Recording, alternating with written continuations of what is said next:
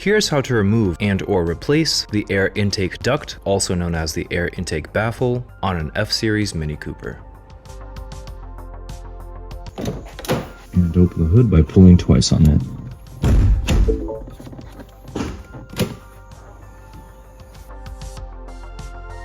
Now we remove the front, two 10mm on this plastic front thing.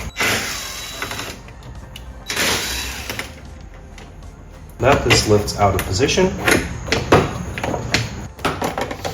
Ow.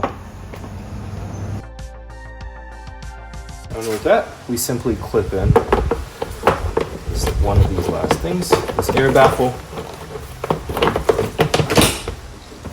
and it just naturally clipped into place. And we install the two 10mm nuts onto these bolts.